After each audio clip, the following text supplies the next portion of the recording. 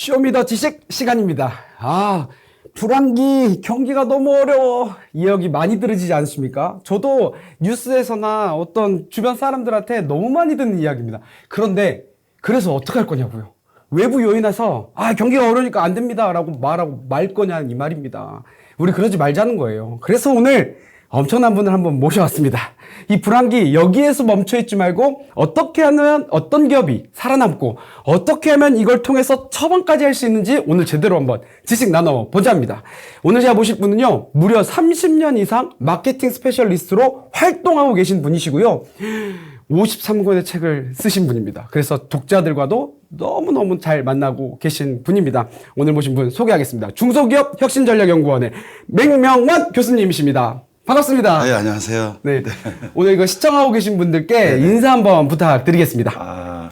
불황기라는 어두운 코드를 가지고 아침에 여러분들 인사하게 돼서 저도 유감이라고 생각합니다. 그런데 우리가 알면 안 당한다는 그런 전제 조건이 있어요. 그래서 오늘 여러분들 가인지 TV에 여러분들을 찾아뵙게 됐습니다.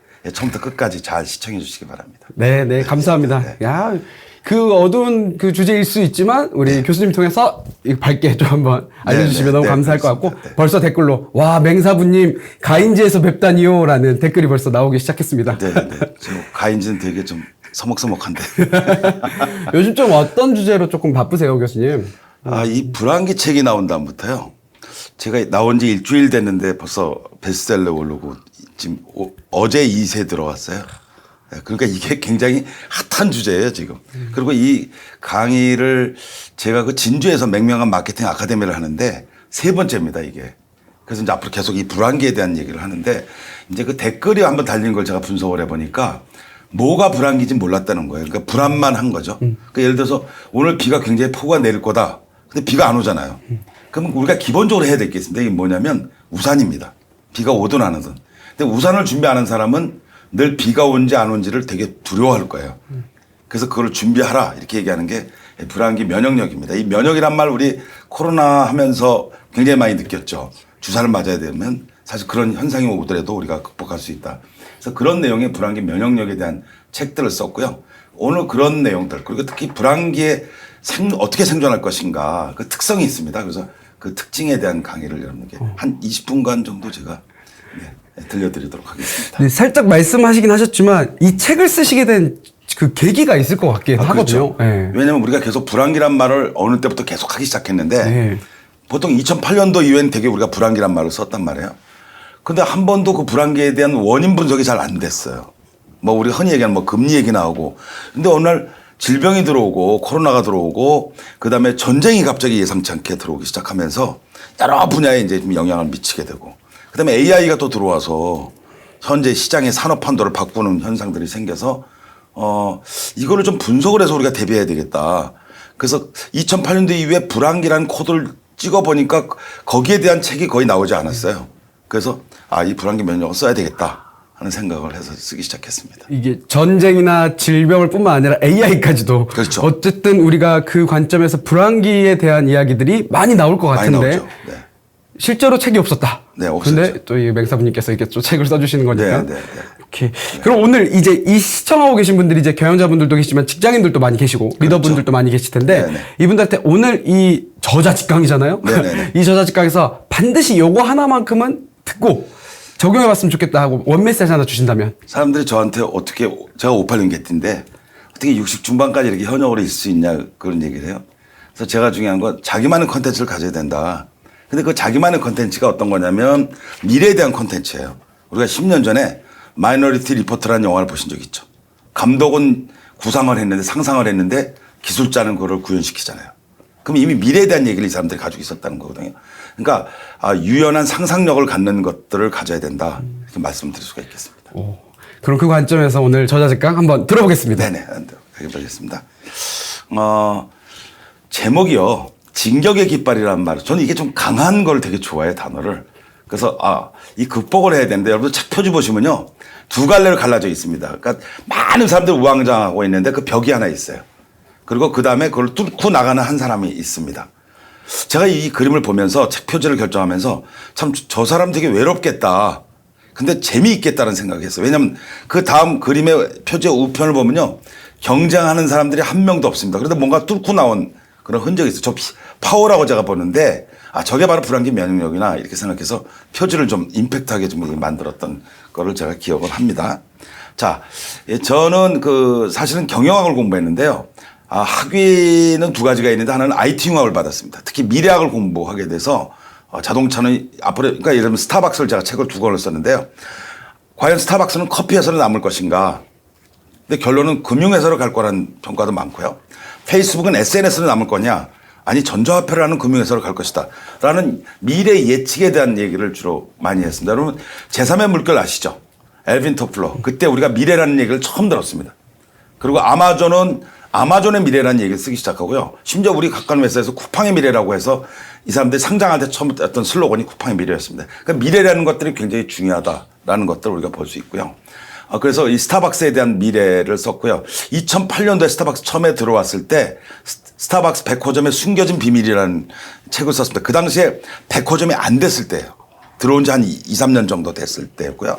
근데 2021년도 코로나 때 제가 쓴 책이 스타벅스의 미래입니다. 그러니까 이거는 뭐냐면 이 디지털 트랜스포메이션, 디지털이 왔을 때 스타벅스는 어떤 행동을 할 수 있을까? 미래 스타벅스는 어떤 회사로 남을 것인가에 대한 책을 썼습니다. 53권의 저서를 썼고요. 제가 그 진주의 맹명관 마케팅 아카데미 최고위 과정을 현재 운영하고 있습니다. 개인 이름을 붙인 이름이 흔치가 않죠. 네, 그래서 그거를 지금 현재 진행을 하고 있고요. 그래서 이제 여러 가지 이제 강의를 진행하고 있습니다. 그래서 저에 대한 소개를 잠깐 할 수 있고요. 그다음에 그럼 불안기는 어떻게 다가오느냐 하는 거예요. 일단 불안기를 예측할 수 있으면 행복하죠. 그러니까 예를 들어 제가 전에 말씀드린 대로 비가 올 거 예상하면 우산을 들면 되잖아요. 그죠? 근데 이게 언제 올지 모르는 거예요. 근데 이제 우리가 보면 질병에서 왔다는 거예요. 아주 치명적인 게 바로 코로나입니다. 코로나 이후에 우리가 썼던 단어들 보면 그레이터 락다운이라고 하죠. 폐쇄시키는 것들이 있었어요. 근데 중요한 게 뭐냐면 폐쇄를 시킨다는 거는 흐름을 멈춰 있다는 거거든요. 흐름이요. 경제에서도 중요한 거는 흐름이거든요. 혈액처럼. 혈관처럼.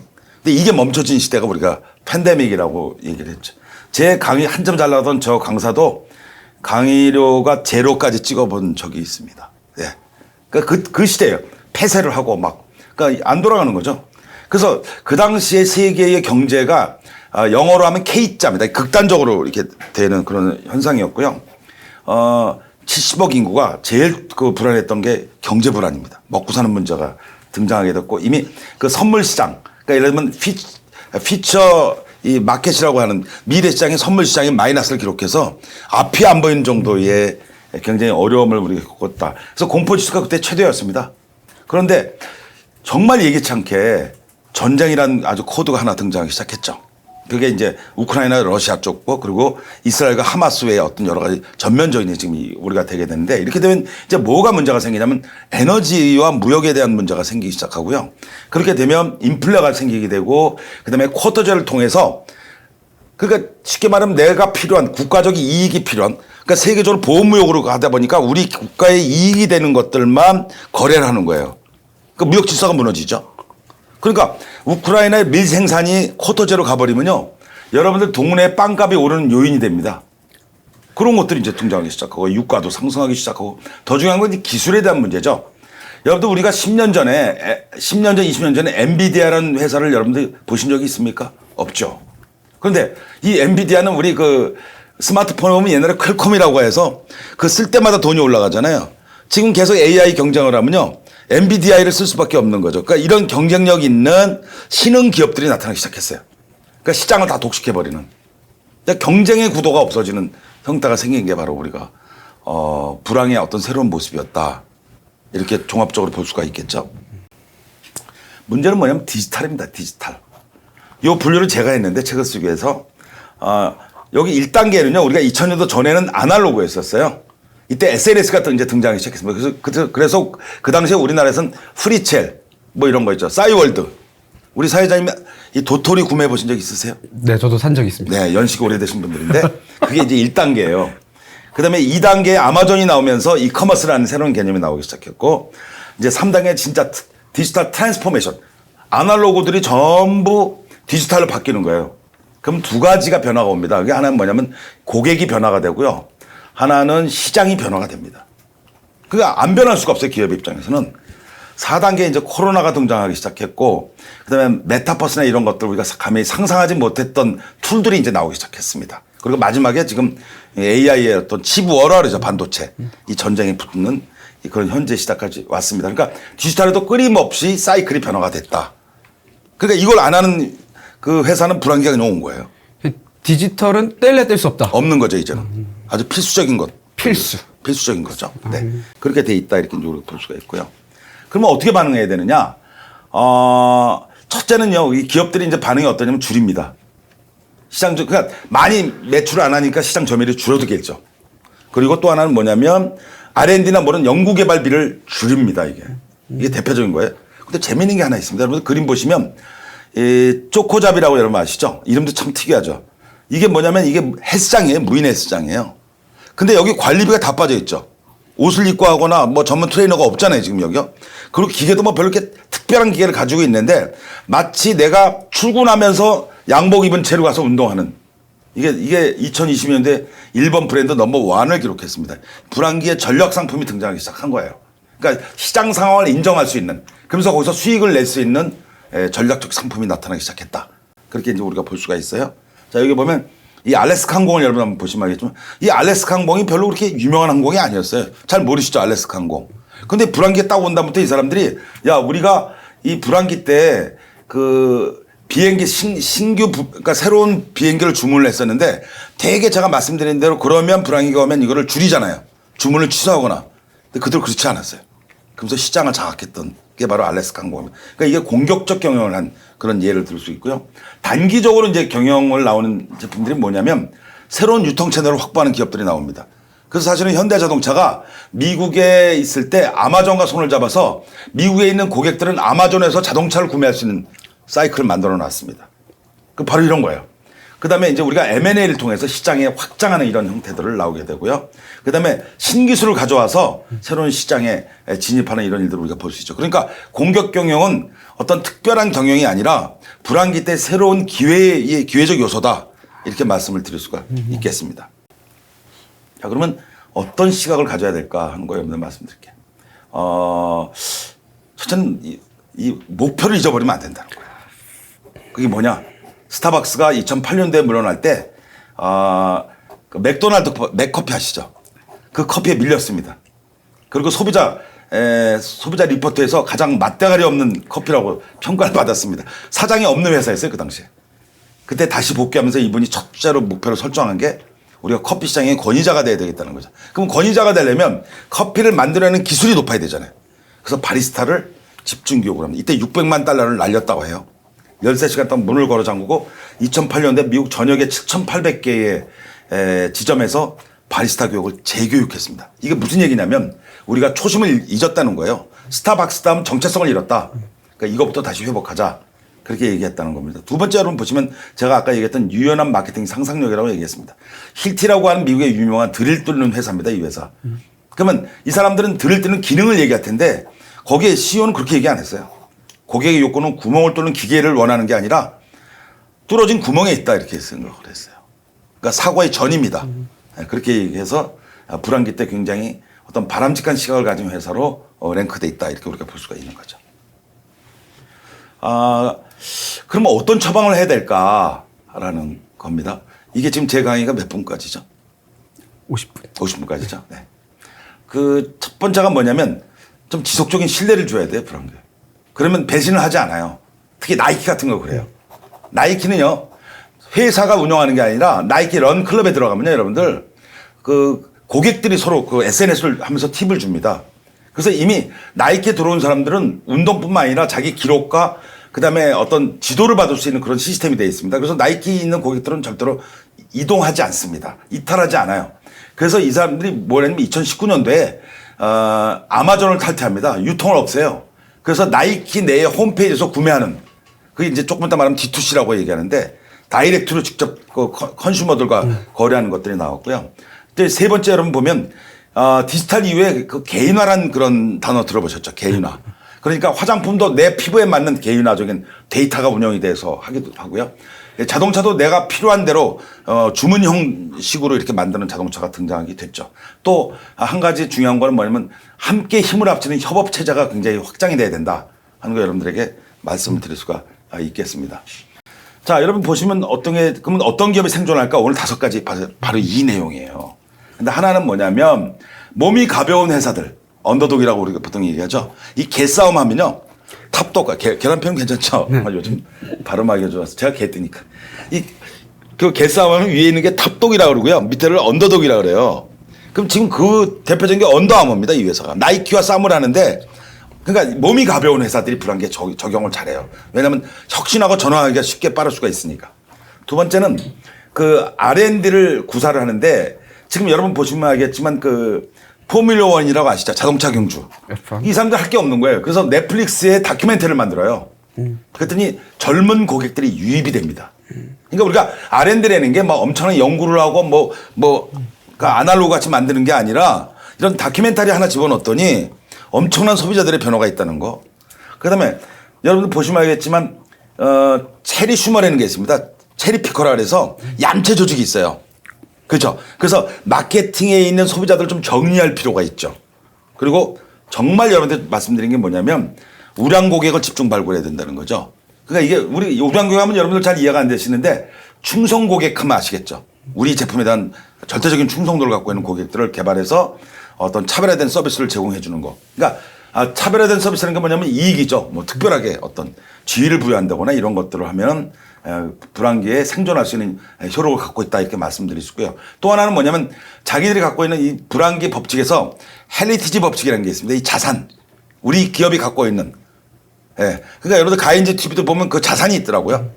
그러니까 그런 것들 뭐 OKR 뭐 이런 책도 나오고 그랬지만 그런 자산들을 다시 한번 확인하고 그걸 효과적으로 이용할 수 있는 것들의 5가지 요소를 가면 불황기 때 굉장히 우리가 선방할 수 있는 그런 요인이 되겠다 이렇게 말씀을 드릴 수가 있죠. 그래서 11가지입니다. 그래서 시간이 이제 제가 4분 정도 남아서 5분 정도 남아서 그래서 그 11가지를 제가 이제 말씀을 드리면 11가지 여러분 쭉 보시면 되겠죠. 근데 이 중에서 가장 중요한 게 뭐냐면 경쟁력 있는 비즈니스 모델을 설계하라는 거예요.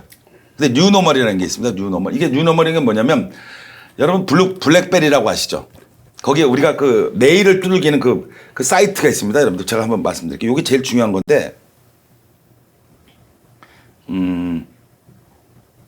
제가 한번 돌려드릴게요. 바로 이거 블랙베리인데 근데 이때 이게 나왔는데 뉴노멀이 뭐가 나왔냐면요. 터치스크린이 나왔어요.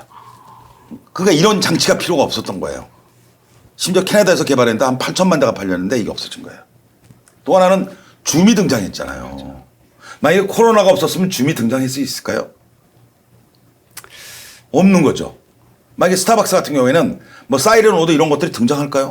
아니죠. 스타벅스의 기본은 제3의 공간이라는 하드웨어였단 말이에요. 그러니까 이런 것들의 뉴노멀적인 비즈니스 모델을 설계할 수 있다 이렇게 말씀을 드릴 수가 있는 거죠.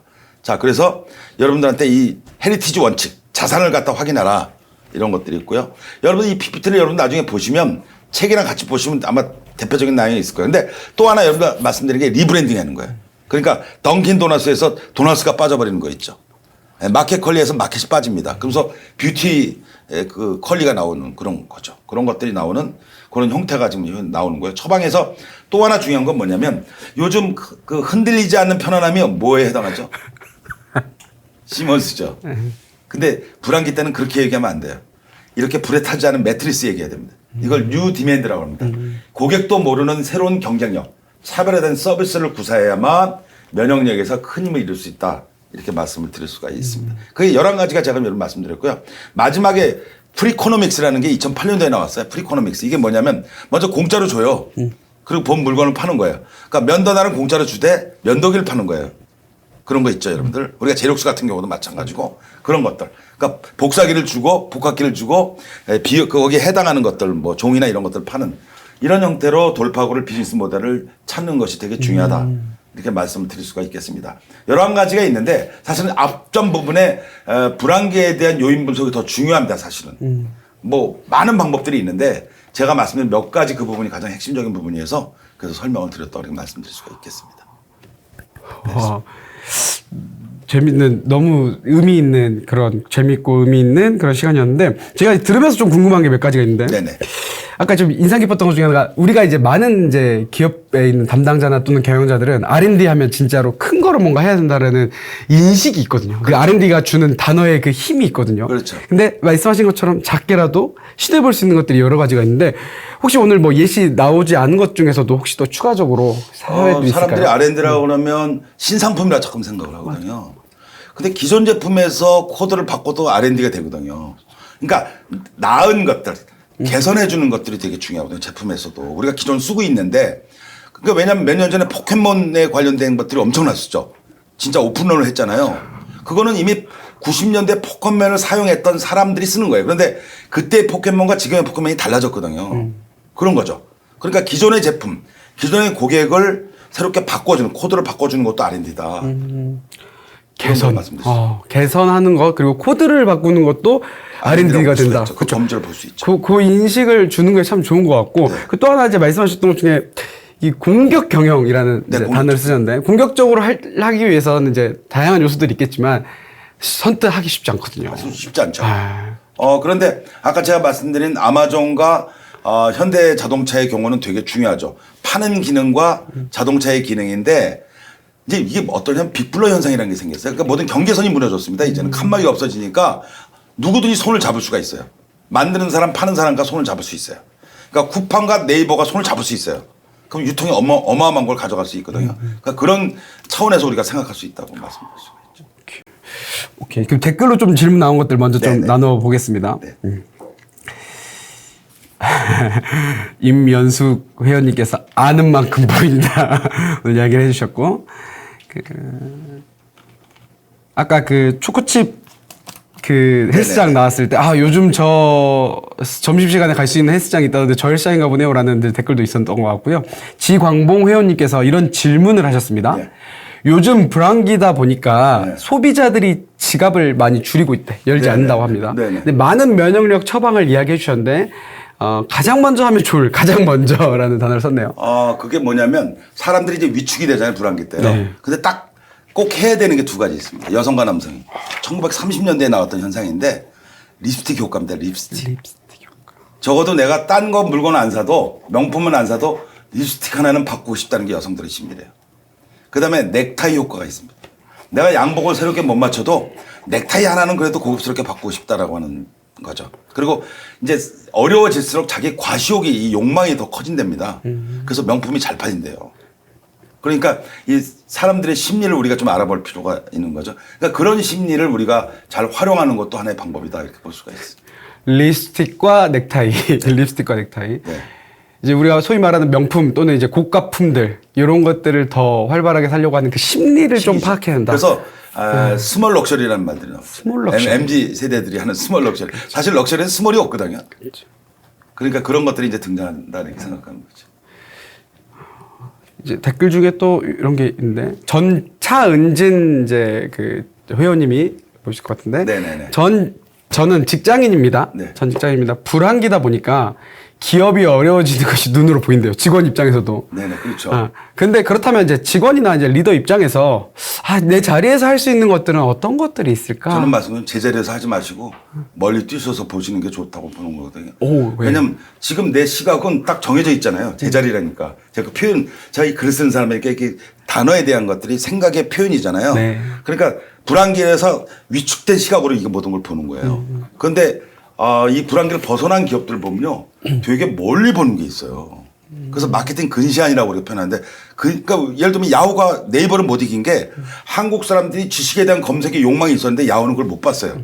그냥 검색의 시장에서 머물렀단 말이에요. 그러니까 근시안으로 보지 말고 멀리 볼 수 있는 것들이 필요하다. 왜 그러냐면 제가 58년 개띠면 60 중반이잖아요. 저 다 은퇴하고 저희 현직에서는 제가 거의 고령입니다. 제가 고령이라고 얘기하는 것도 약간 짜증이 나는데 근데 중요한 건 뭐냐면 사람들이 갖고 있는 동일한 정보가 아니라 너가 앞으로 저희 같은 연륜이 있는 사람들이 있어봐야 흐름을 알잖아요. 그러니까 제 마케팅 강의는 흐름을 짚어주는 강의라거든요.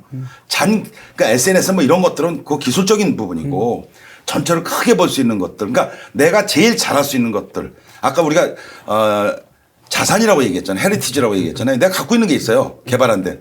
그걸 진짜 제자리에서 하신다면 어떻게 개발할 것인가. 그래서 사실은 이런 온라인이나 이런 것, 교육들을 계속 자기 개발을 통한 그런 시도를 많이 하셔야 되지 않겠는가 이런 생각이 듭니다. 결과적으로 이제 흐름을 파악하되 또 너무 이제 가까이 있는 것만 보지 말고 그렇죠. 좀 멀리 볼 수 있게 하고 오늘 진짜 강조하셨던 것 중에 하나 미래를 좀 보는 네네. 그런 연습이 있었으면 좋겠고 교육 받는 거 네네. 학습하는 거 꼭 잊지 말고 적극적으로 해주시기를 우리 차은진 회원님 부탁드리겠습니다. 네. 지광봉 그 회원님이 또 이런 댓글 남겨주셨어요. 립스틱이나 네네. 넥타이 아까 네네. 사람들의 심리를 알기 위해 교수님은 어떤 현상으로 고객의 심리를 보시는 편인가? 이거 팁스럽게 좀 알려주시면 좋을 것 제가 이 같습니다. 광고 출신에다 마케팅을 했기 때문에 이제 그 가장 중요한 게 심리거든요. 그런데 사람들은 되게 이중적이에요. 이 소비자 특히. 그래서 페르소나라고 하는데 고객 페르소나라는 표현을 쓰는데 사람들이 A라고 얘기하면서 B의 사고를 갖고 있어요. 그걸 우리가 전문적으로 숨겨진 욕망 그렇게 얘기하거든요. 근데 그 사람이 그러니까 예를 들면 이런 거예요. 우리가 라면 하나 먹는데 옛날 세대는 맛을 얘기했는데 지금은 건강한 기업을 선택해요. 근데 라면과 아무 상관없거든요, 사실은. 그렇게 다른 거예요, 지금.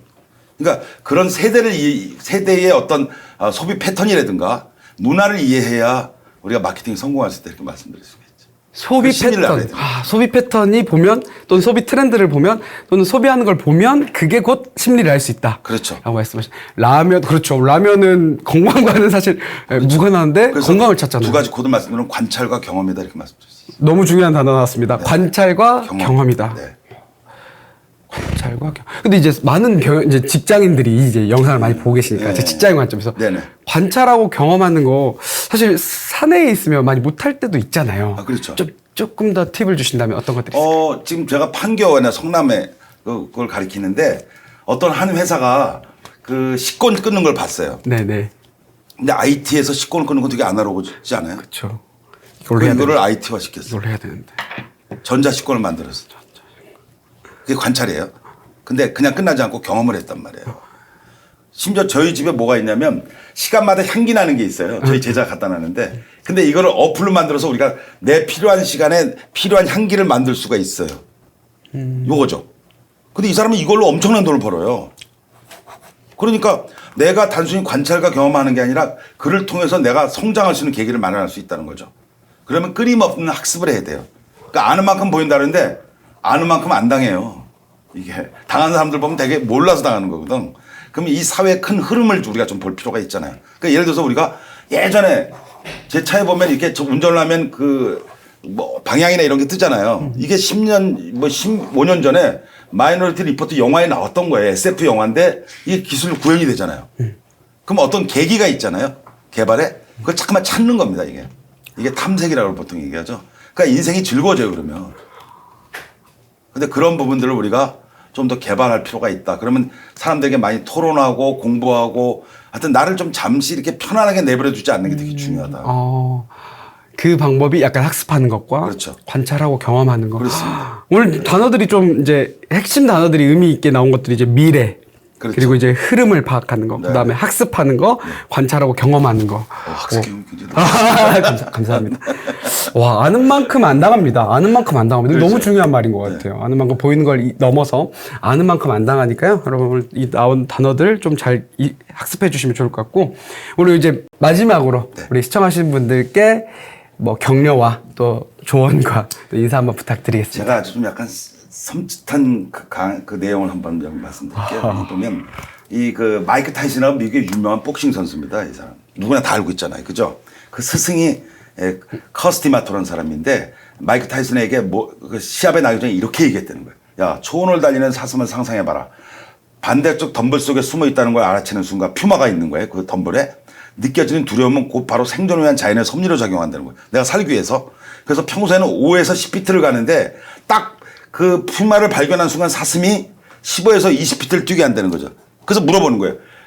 과연 이 사슴이 왜 15에서 20피트를 뛰게 하느냐? 그건 두려움이었다. 그럼 뭐라고 얘기하냐면 코치를 이렇게 합니다. 두려움은 인정하고 받아들여라. 두려움은 우리를 싸우도록 일으키는 자연의 힘이다. 저는 불안기를 어떤 각도로 보느냐. 다 두려워하죠. 내일이 안 보인다고 얘기하잖아요. 안 되는 얘기만 있잖아요. 근데 이 사람은 이렇게 얘기하는 거예요. 그게 너를 움직일 수 있는 힘이 되는 거야. 아마 직장인 여러분들, 야, 나가 이런 직장에, 아니요. 그런 직장에서도 새롭게 큰 꽃이 핍니다. 우리가 성공했던 사람들 만나보면요. 다 그런 직장에 있었어요. 근데 그들이 삶과 행동이 달라졌다는 거죠. 이 글 앞에 뭐라고 얘기하냐면 두려움을 불로 비유합니다. 이 사람이. 그래서 네가 두려워하면 너를 태울 것이고 네가 끌어안는다면 너를 따뜻하게 만들어줄 거야. 왜 유명한 사람들이 이렇게 어록만 남기죠? 두려워하십니까? 두려워요? 불안개? 그렇죠. 우리가 보이는 현상은 다 두려운 현상들이죠. 근데 우리는 한 번도 호황기에서 살아본 적이 없다는 거 여러분들 아셔야 돼요. 2008년도 보니까 2008년도의 두려움이 2023년도에 똑같이 재현이 되고 있더라고요. 그거를 우리가 어떤 각도에서 어떤 태도에서 과연 이거를 물리칠 수 있겠는가라는 그런 생각에서부터 여러분들이 출발된다. 이렇게 말씀드릴 수가 있겠습니다. 두려움을 두려움으로만 생각하면 그 두려움이 회로 잡히지만 그 두려움을 이겨낼 수 있는 걸 발견해야 그 두려움을 품고 갈 수 있는 거예요. 우린 단 한 번도 호황기에서 산 적이 없다라고 말씀해 주셔서 오늘 나와주셔서 너무 감사합니다. 네, 여러분 우리 불안기라고 해서 불안기에서만 머물러 있지 말고 우린 단 한 번도 호황기에 살았던 적이 없습니다. 호황기를 기다리지 마시고 그 불안기, 그 두려움을 우리가 맞이하고 그 두려움이 우리를 움직이는 힘이라는 것을 잊지 마시고 오늘 하루 보다 더 힘차게 달려가시기를 응원하겠습니다. 미래, 그리고 흐름, 그리고 관찰과 경험, 무엇보다도 학습하는 거. 쇼미더 지식은 사실은 우리가 더 학습하고 더 미래를 바라보기 위한 그러한 시간으로 활용해 주시면 좋을 것 같습니다. 오늘 불안기 면역력이라는 책을 통해서 우리가 바라봐야 될 앞으로의 그 시간들, 그리고 내가 있던 그 자리와 내가 또 관찰해야 될 그 자리에서 어떻게 경험하고 그걸 또 일에 적용해야 될지 오늘 이야기를 나눠봤습니다. 쇼미더 지식은 우리 가인지 캠퍼스의 회원분들의 성장을 진심으로 응원합니다. 저는 내일 아침 8시 30분에 다시 찾아오겠습니다. 쇼미더 지식은 사랑입니다.